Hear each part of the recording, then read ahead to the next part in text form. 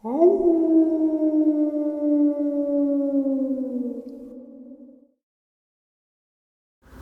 greetings and salutations, everyone. I hope everyone is doing well today. Today, I have a couple of very terrifying experiences to share with you.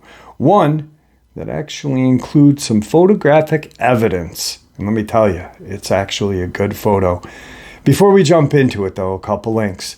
As you know, I rely on Patreon, PayPal, and my merch to help the channel to continue to grow and go.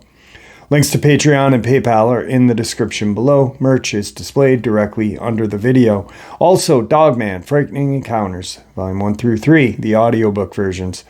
They were written and researched by Tom Lyons, narrated and produced by me, Jeff Nadolny. Those audiobooks are available on Audible, Amazon, and iTunes, the links to which are also in the description as well.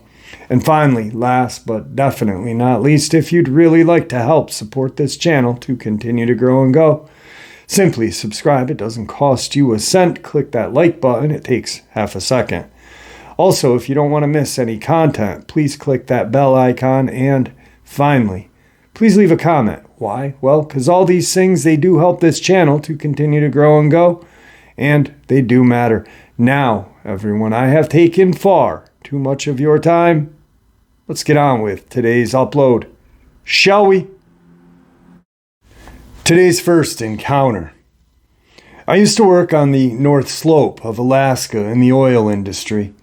The work that we were doing required us to travel far out into the Alaskan Petroleum Reserve, which is basically just untamed tundra wilderness for hundreds of miles. The oil companies would build these long ice roads in the winter that would lead to exploration drilling pads. Our job was to go out after they had finished the initial drilling, test the rock formations for their oil-producing qualities. It was March on the slope, while still in the depths of the Arctic winter, with the equinox approaching and day and night cycle becoming a little more even. My flight to the slope was delayed due to a large blizzard which shut down Dead Horse and Kuparik airstrips. I spent 3 days waiting in Anchorage until the storm cleared and we were finally able to fly out. Landing at the Kuparik airstrip, it was evident that a blizzard was more severe than we had initially thought. While whiteout blizzards are common, actual snow accumulation is not. This storm, though, was a monster. Snowdrifts several stories tall ran against our camp housing. Our work trucks and equipment were completely buried in the snow, and it took us a full day to dig them out. As soon as the trucks were free, we were off on our first job assignment. No time for rest in the Alaskan oil fields. Traveling anywhere after a storm this size is definitely a nightmare. To get to the work site, we had a bulldozer escort us, breaking up any remaining drifts as we went. The dozer cleared our work area around the well house and we began to rig up our equipment. It took a little time and soon we were back on the normal humdrum life of Arctic well maintenance. Over the radio we got a call from the bulldozer operator. As he had left, he had seen a giant black animal heading in our direction. He couldn't tell if it was a wolf or a large dog, but it was massive and moving erratically. In the winter, many animals are not active on the slope. Caribou, muskoxen, and fox are the usual wildlife you'll encounter out in the snow. The animals keep to themselves for the most part, but you learn very quickly to never look the animals in their eyes if they approach you. This goes doubly for the white fox, and I advise you to do the same. Grizzlies are hibernating. The male polar bears are hunting on sea ice while the females are denned up with their new cubs. Wolves are unheard of but rarely leave the Brooks Range Mountains, a couple of 100 miles to the south. Whatever the operator had seen, we would keep watch, but it wasn't our problem. It was a problem for the bear police. We went about our work, albeit cautiously. It's interesting to note that oil companies on the slope have private security officers who, besides being private law enforcement, also try to minimize encounters with wildlife. We referred to them as the Bear Police, which is a cute name for a rather dangerous job. These security officers are the only personnel on the North Slope, outside of regular law enforcement, that are allowed to carry firearm. Their primary job when encountering large predators is to harass them until they leave. This is done with beanbag guns and loud noises at first. When that fails, or the animal is unusually aggressive, lethal force is needed. We had just settled into our work and forgot about the wolf or dog or whatever that was. I needed to take a leak and jumped out of the truck, walked behind the well house to take care of business. My crewmate came over the radio telling me to get back into the truck. There was a wolf coming out from behind the well house where I had just been, and he was pacing after me. I didn't look behind me. I just ran back and jumped into the truck. I'm not taking my chances, even if it was a crewmate's practical joke. Once inside, I looked out, and sure enough, trotting toward the truck was a large, black male wolf. He approached our trucks and plopped down on the snow in front of us. This wolf looked rough, even by wild animal standards. The right side of his face was mutilated and deformed, missing his right eye and most of his skin and lips on the side of his head. The wound exposed large white teeth, giving him the appearance of a wide, crooked smile. He didn't appear aggressive, but he didn't take his good eye off of us. That one good eye was a bright red in appearance, and it was eerie. The way he just sat there, staring, watching, waiting. We radioed the security officers for help, and like a speeding bullet, they showed up 40 minutes later. The whole time waiting, the wolf never diverted his attention from us. If I hadn't seen him breathing, I would have assumed it was a statue. Security officers arrived and took some pictures for their reports, then began the process of driving the animal back into the tundra. Truck horns did not startle him. He didn't even flinch. Charging him with the truck did nothing either. They then took aim with a beanbag gun and hit him square in the ribs. The wolf let out a yelp, but didn't get up or move from his spot. The next beanbag hit him in the head, and that jousted him enough to get up and leave. I was able to get a decent picture of this big guy before he left the work site. Security told us to call back if we saw him again. They seemed confident that he would move on and not bother us anymore. The sun was settling and our job was still hours from wrapping up. Working a 13 to 15 hour day is not unusual. You either get used to long hours or you find another line of work pretty quick. I was running the computer equipment inside of the truck, and weird data was coming back from the tools down in the well. They were blanking out and losing signal, and they were reporting data backwards, but diagnostics wasn't indicating any issues. To the computer system, everything was operating normally. I tried a few different things to fix the issue, but it persisted. One of the workers went out to the wellhead to check the gauges and cables, trying to isolate the problem from there. He was outside for not more than 5 minutes before the night was pierced by a long, bellowing howl. This was immediately followed by a high-pitched shriek of our crewmate. Throwing the door open, I was able to catch a fleeting glimpse of a large, dark figure running behind the well house. Our crewmate ran past us and jumped inside, pale, sweating, and full of adrenaline. He tried to relay what had happened. Through his panting, he said he was in the well house checking the cables when someone walked up behind him. Thinking it was one of us, he started a conversation with his back turned. When he got no reply, he turned and he was face to face with a 7-foot-tall black wolf standing on his hind legs. It stood between him and the door, growling. Without thinking, he flung his pipe wrench at the beast and struck him hard in the chest. That's when it let out a howl and ran off. Our crewmate was adamant that this was the same wolf from earlier because its face was mangled in that crooked half smile and that one fiery red eye. Myself and the others on the crew had a hard time believing that he had seen a giant wolf man. We had no doubt he had seen the wolf, but we reasoned that in his panic he hallucinated, that it was upright like a man. But we'd all encountered enough weird things on the slope to never count out the impossible. We radioed the security officers and told them the wolf had returned and waited inside the truck. What else could we do but wait? I wasn't about to go out there and fight Satan's guard dog with a clipboard and a mouse pad. Every time we felt like things had settled down outside, we would hear a growl or something would push against the truck.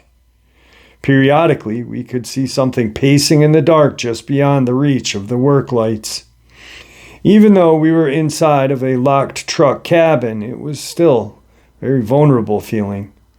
We were very much trapped. I'm sure it felt similar to what divers experience inside of a shark cage far out in the ocean. All this went on for about an hour while we waited for someone to show up. Finally, coming up the road, we could see headlights of 3 approaching vehicles. The security team had finally showed up, this time with actual rifles. Over the radio, we told them what had been going on.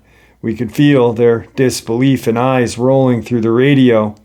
That sass and disbelief soon faded when we explored the work site and found it was covered in fresh, large wolf tracks. The security team split up, with 2 trucks headed out to search for their wolf, while the last one remained with us as we loaded our equipment and finished the job. We didn't hear or see anything else that night as we cleaned up, but we sure did keep our heads on a swivel. The security officers didn't find the wolf that night. A set of tracks left off the work site and out into the open tundra. The officers commented that the tracks looked weird. This is due to them only seeming to be back paw prints in the snow. The last security truck escorted us back to the main camp while the others continued their search into the night. For the following week, various reports came in across the oil field of people seeing this mangled black wolf during the day, and at night reports kept coming in of a black beast walking upright and harassing and cornering the workers. Security seemed to always show up minutes too late. During this time frame, many of the Alaskan native workers were getting nervous. One of our friends in the camp workshop was a Niuska, a small Inuit village just west of the oil field. He told us that it sounded just like a Lurek, a shape-shifting creature that can take the form of any Arctic animal while it hunts.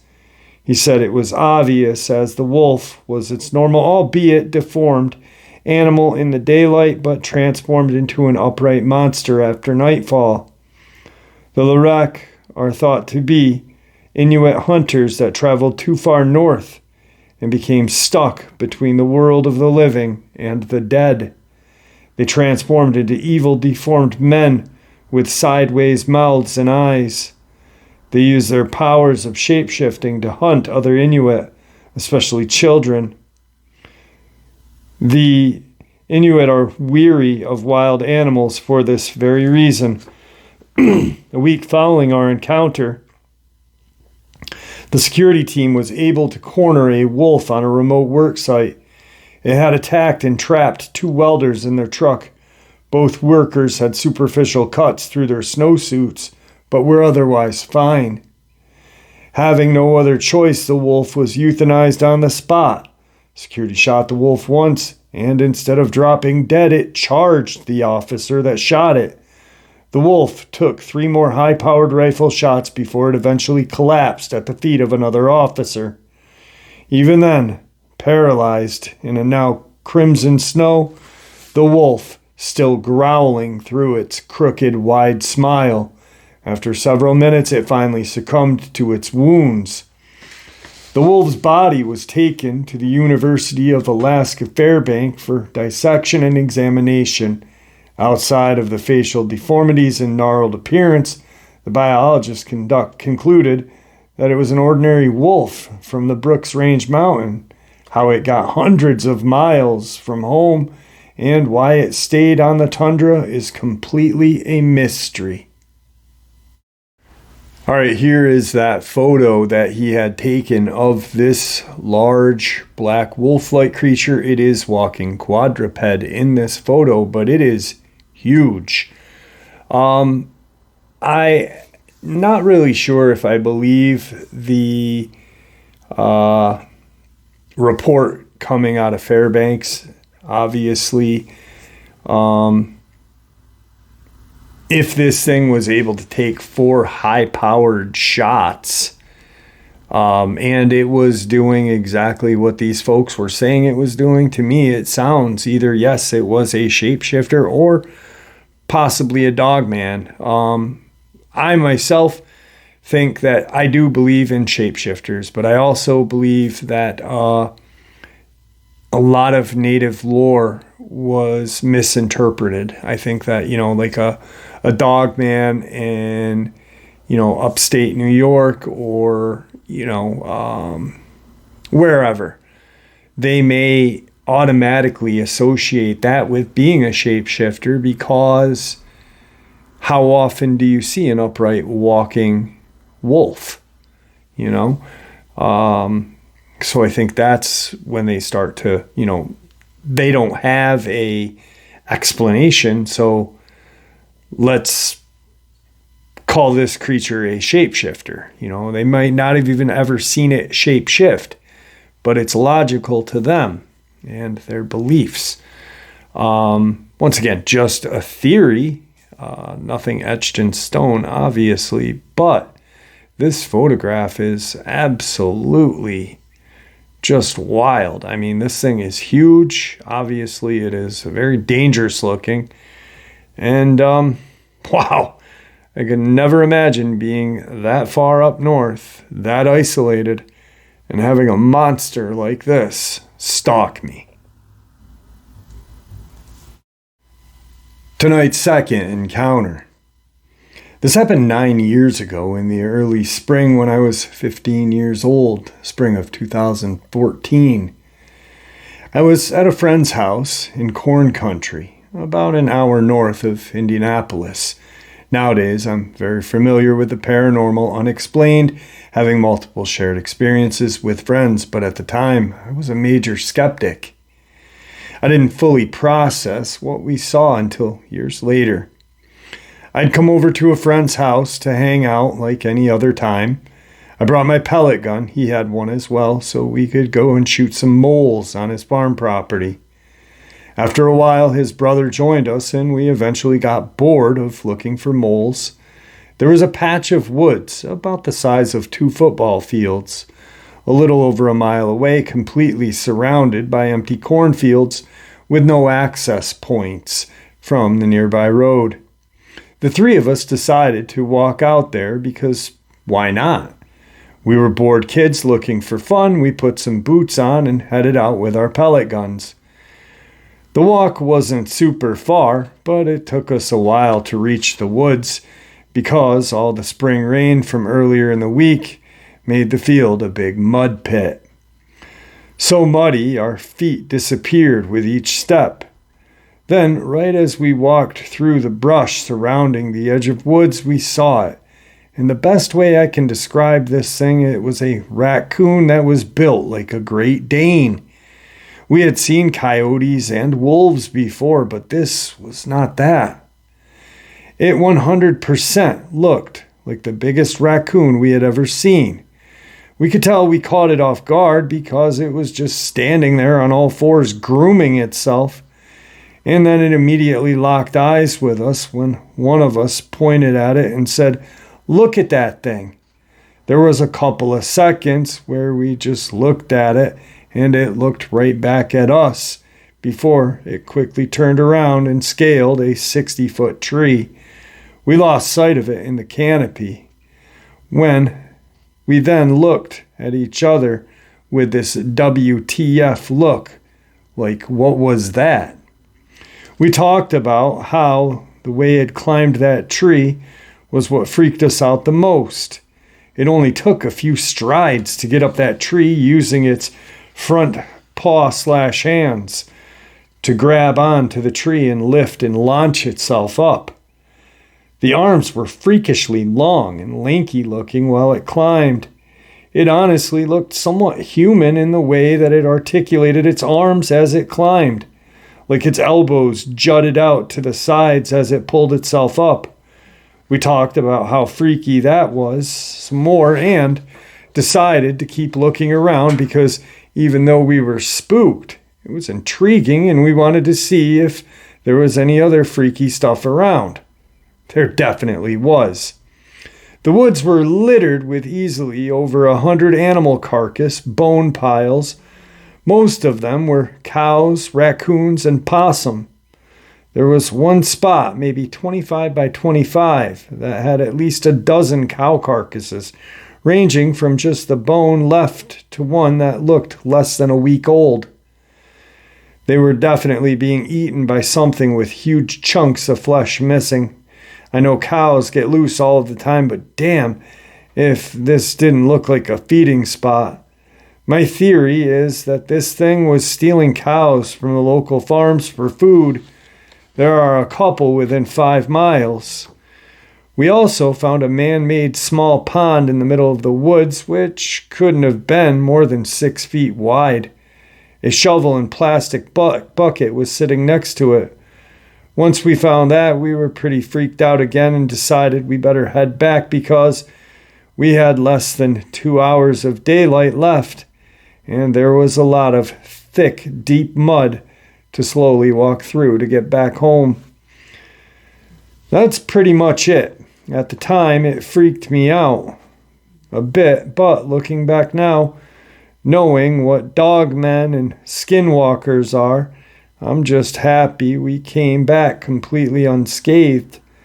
Unfortunately, I don't hang out with those guys anymore, and I tried to go back with some different friends somewhat recently, only to see the woods had been cleared out and there was nothing there.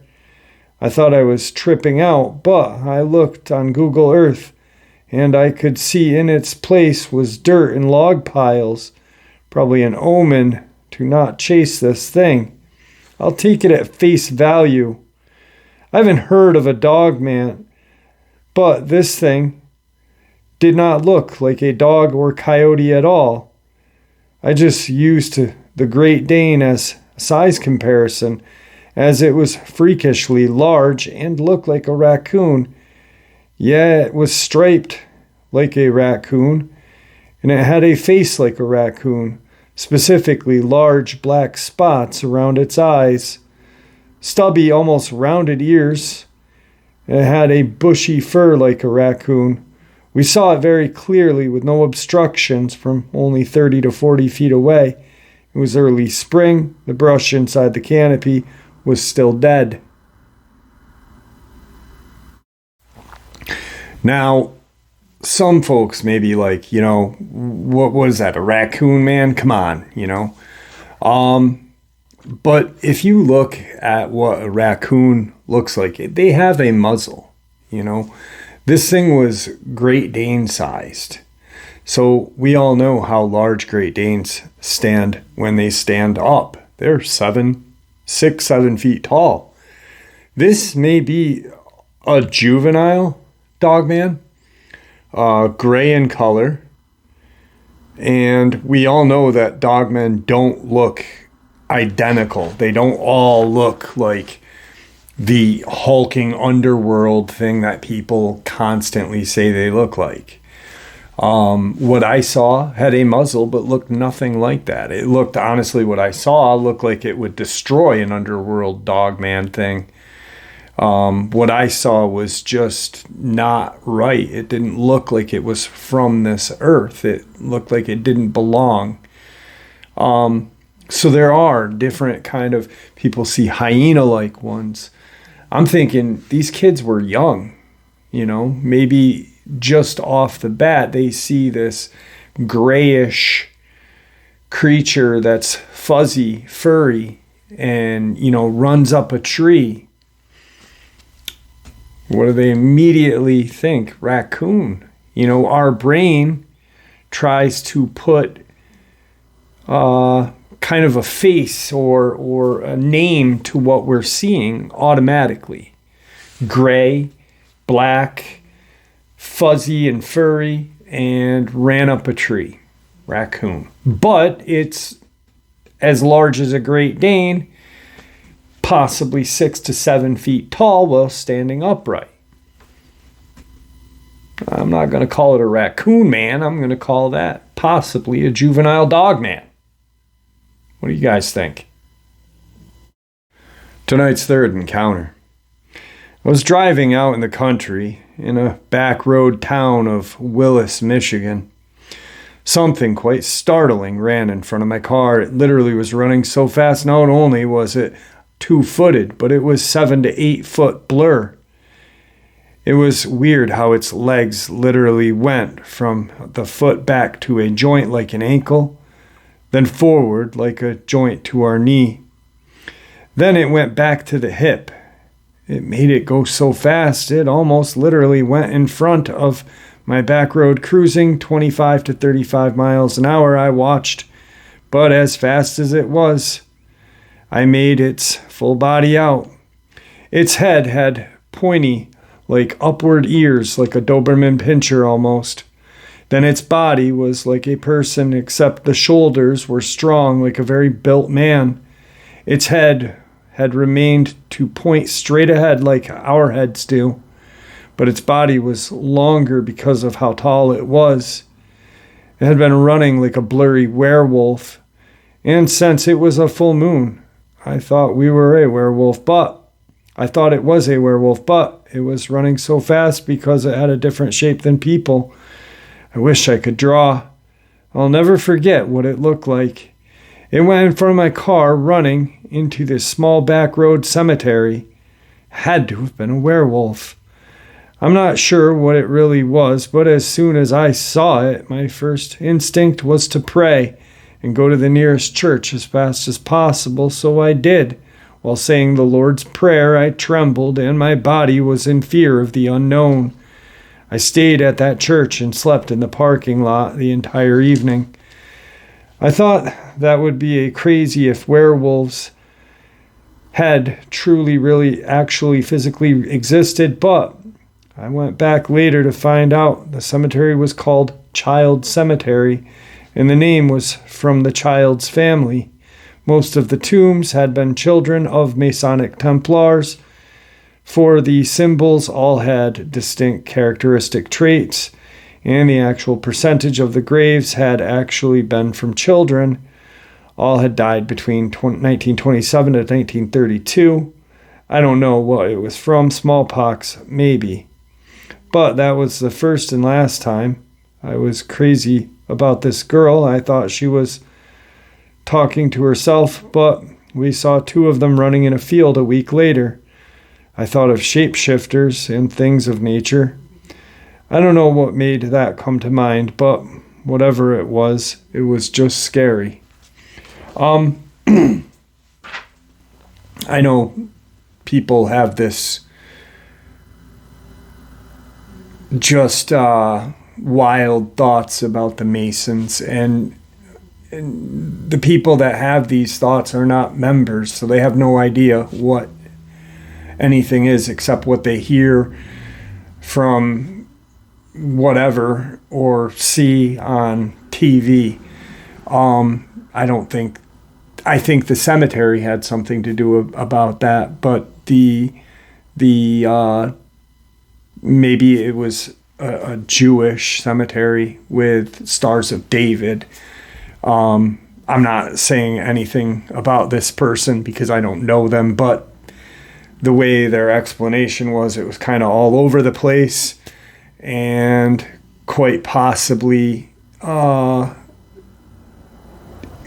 know how some people just automatically, they see something and they're like, oh, that's that, and when it's nothing to do with that.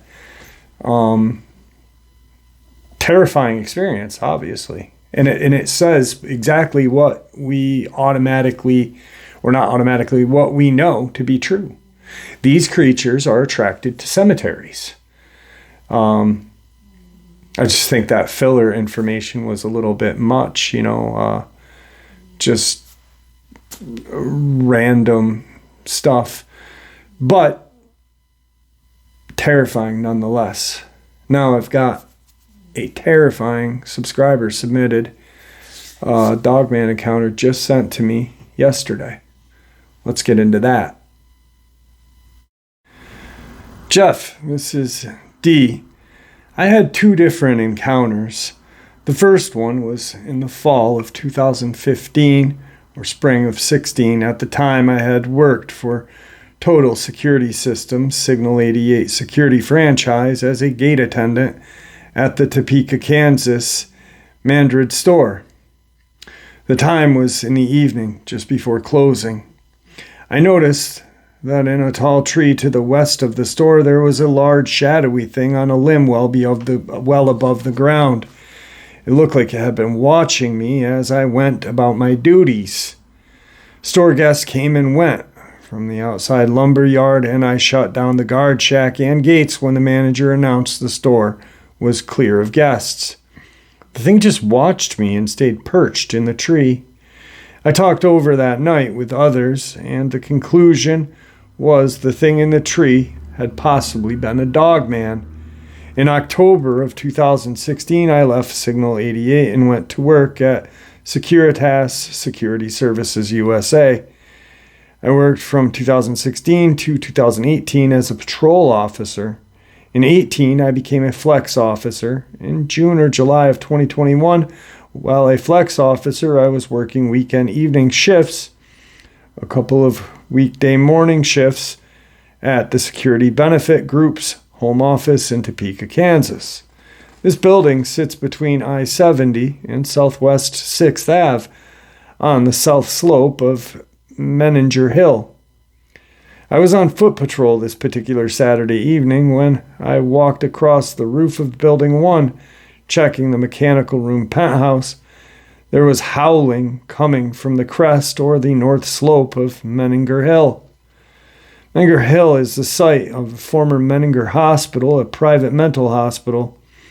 It currently is home to the Security Benefit Group Home Office, Kansas Department of Wildlife Park, and Tourist District 2's HQ, the Office of Sunflower Foundation, Federal Home Loan Bank of Kansas, Oklahoma, Missouri, and Nebraska, and Kaw River State Park. When I heard this howling, it sounded deeper and distinctly different from dogs or coyotes.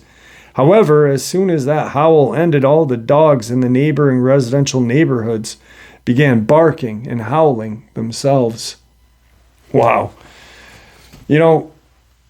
These brief encounters are the ones that make my brain think, because I'm like, wow, can you imagine just, you're in your security guard shack and you see something watching you in the trees. And then you talk amongst friends or other coworkers, and they're like, yeah, maybe it was. It's pretty amazing how many people know what a Dogman is nowadays. I mean, it's when I started this channel, people heard Dogman and they kind of looked at you like you were talking in a foreign language. But now it's not mainstream, and I hate saying that. I really hate saying that, because to me, cryptids will never be mainstream, no matter how much they're talked about. Bigfoot is not mainstream. Bigfoot is a mysterious creature that lives in the woods and baffles science. Baffles everybody, actually. And that is the same as Dogman, too. Anyway, I hope you guys all enjoyed today's upload as much as I enjoyed sharing it with you. And wow, some pretty amazing and terrifying encounters. Thank you for all your support. You guys really keep this channel just growing and going. And with that, stay safe, happy, and healthy. God bless.